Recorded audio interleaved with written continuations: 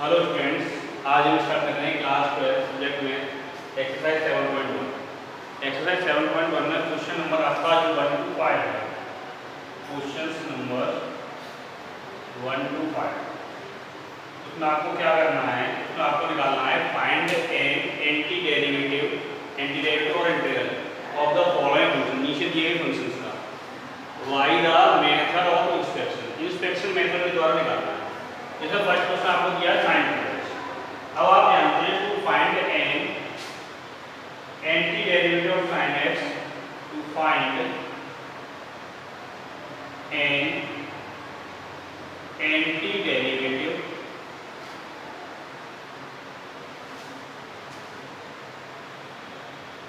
Of sine 2x by inspection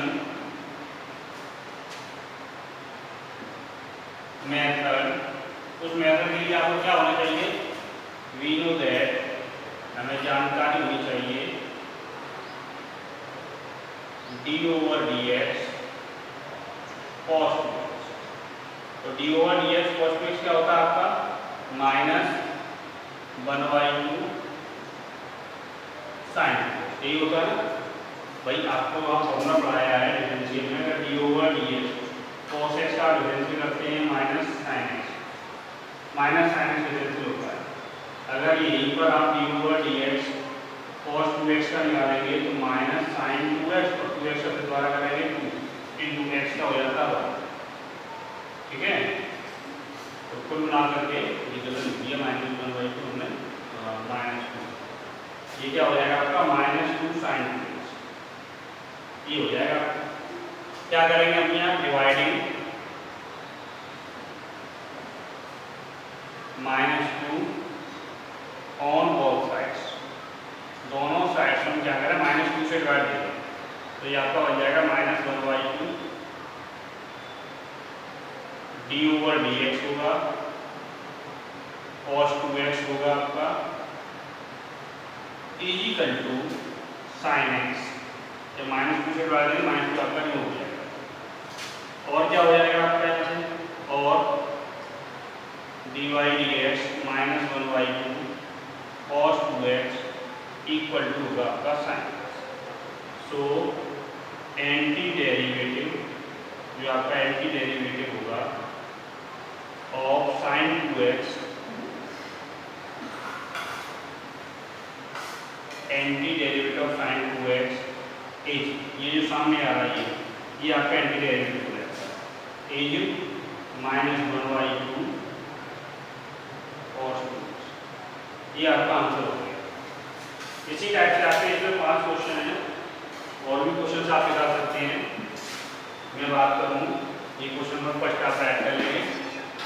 ऐसे ही अगर मैं बात करूँ यहाँ पर क्वेश्चन नंबर 3 की, 3 में आपको दे रहा है e की पावर 2x। तो आप क्या निकालेंगे यहाँ पर 3 में e की पावर 2x निकालेंगे तो आपका क्या होगा, आपको पता है to find an anti derivative, क्या फाइंड करना है, एंटी डेरिवेटिव फाइंड आउट करना है इसका e की पावर 2x का by inspection method. We know that, हम क्या जानते हैं D over D X e की पावर 2x इक्वल टू क्या होता है आपका 2e की पावर 2x। अब 2 मल्टीपल में इसको हटाना है तो क्या करेंगे, डिवाइड दे देंगे, डिवाइडिंग 2 ऑन बोथ साइड्स, दोनों साइड्स में डिवाइड दे दें यहाँ पे। तो आपका क्या होगा 1/2 D over D X E की power 2x equal to e की पावर 2x। ये रह जाएगा आपका। अच्छा, और यहाँ से क्या हो जाएगा, और यहाँ से हो जाएगा आपका D over D X 1/2 e की power 2x equal to e की पावर 2x। यही होगा ना आपका। क्या किया आपने, ये एंटी डेरिवेटिव निकल के आ गया, तो आप रिटर्न कर दो। तो एंटी डेरिवेटिव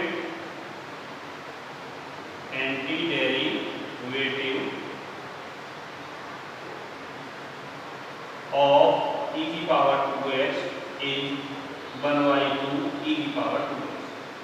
ये आंसर आ गया। इसी टाइप से आपने क्वेश्चन नंबर 5 देखना है इसका। क्वेश्चन नंबर 5 कर दिया आपको। क्वेश्चन नंबर 5 में दे रहा है आपको sin 2x -4 और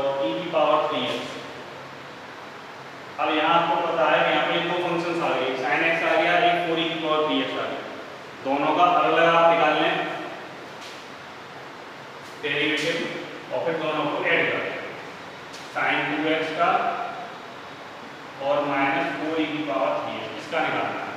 तो आप जानते क्या है, दोनों को चेक करें भाई। sin x का डिफरेंशियल कब मिलेगा हमें, sin x डिफरेंशियल में जब हम cos x से करेंगे तो आपको क्या लिखना है यहाँ पे d/dx cos 2x का आपको डिफरेंशियल करना है, ये होगा -2 sin 2x और यहाँ से आपका क्या बन जाएगा, ये बन जाएगा आपका d/dx -1/2 cos 2x equal to sin 2x।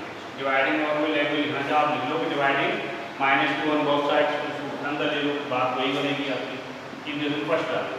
अब यहाँ क्या है e की पावर 3x है, तो पहले आप e की पावर 3x का निकालें तो d/dx e की पावर जो 3x होता है उसका क्या होता है 3 की पावर 3x। आपको क्या चाहिए, 4 चाहिए मल्टीपल में, तो 3 का तो डिवाइड देना पड़ेगा और 4 का मल्टीपल करना पड़ेगा। तो मल्टीप्लाइंग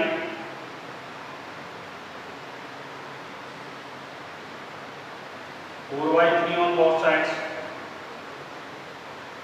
4/3 से आप डिवाइड कर देंगे या मल्टीप्लाई कर दें तो आंसर आएगा आपका 4/3 d/dx e की पावर 3x इक्वल टू क्या होगा आपका 4e की पावर 3x। 3 से 3 कट जाएगा, डिवाइड वाला मल्टीपल का 4 रह जाएगा आपका।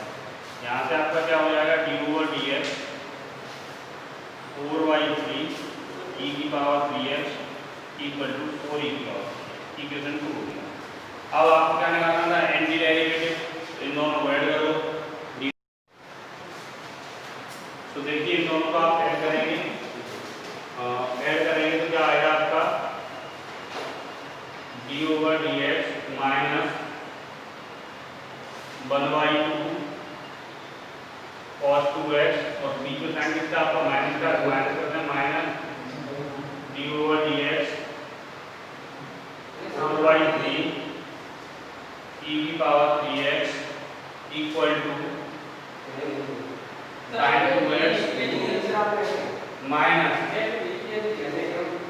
4e की पावर 3। ये आपका फॉर्म इक्वेशन बनेंगे से आप चलेंगे तो आपका क्या होगा यहाँ पे, तो anti derivative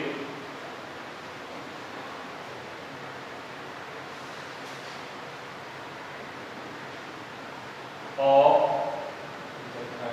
sin 2x minus 4e की पावर 3x is -1/2 cos 2x minus 4/3 e की पावर, ये आंसर होगा।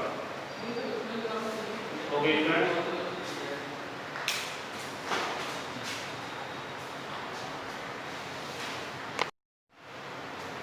आगे देखते हैं स्टूडेंट्स क्वेश्चन नंबर 6। क्या दिया क्वेश्चन नंबर 6, 4e की पावर 3x + 1। अब देखिए इसको करने से पहले मैं फॉर्मूला आपको डिवाइड करा दूं।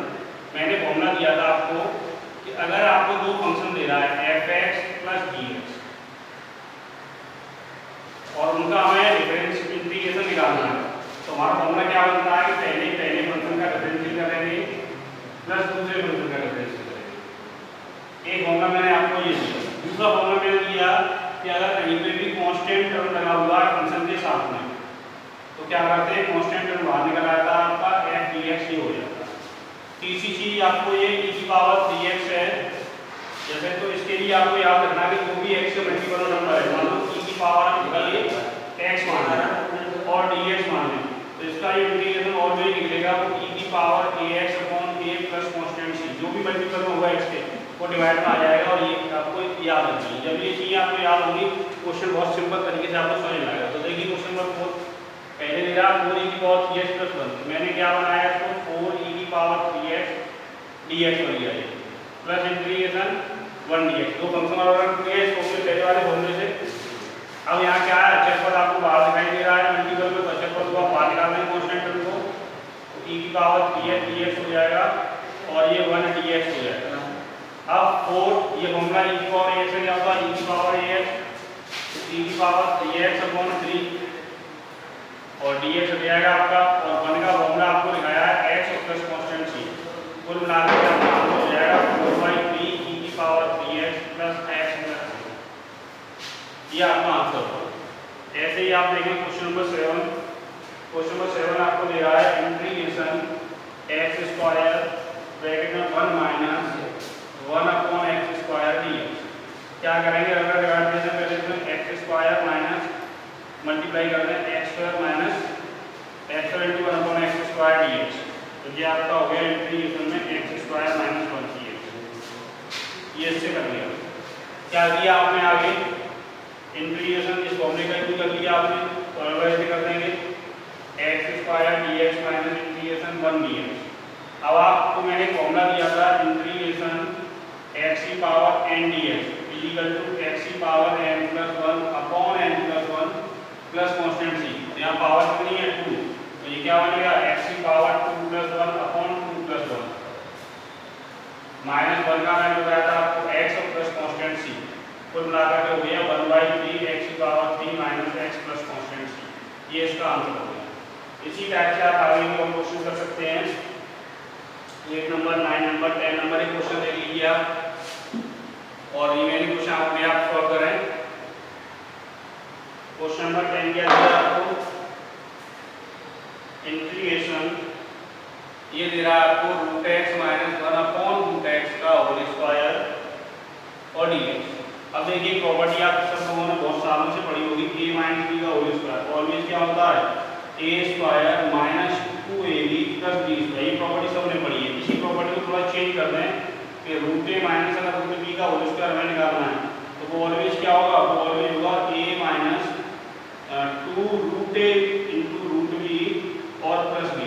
जब रूट का स्क्वायर करते हैं तो उससे क्या होता है, रूट भी हट जाता है और स्क्वायर भी साइन नहीं आता। उसी प्रॉपर्टी को हम यहाँ यूज करेंगे। तो आपका ये क्या बन जाएगा, ये बन जाएगा x minus 2 root x into 1 upon root x और प्लस में 1 अपॉन x dx। ये आपका हो जाएगा। रूट x से आपका रूट x कट गया, इंटीग्रेशन बचा आपका x minus 2 plus 1 upon x dx। अभी मैंने बताया कि अगर प्लस दिखाई देता है क्या करते हैं, उसको अगला इंटीग्रेशन में तोड़ लेते हैं। तो इनको अगला इंटीग्रेशन में तोड़ दो आप, x dx minus integration 2 dx plus integration 1 upon x dx।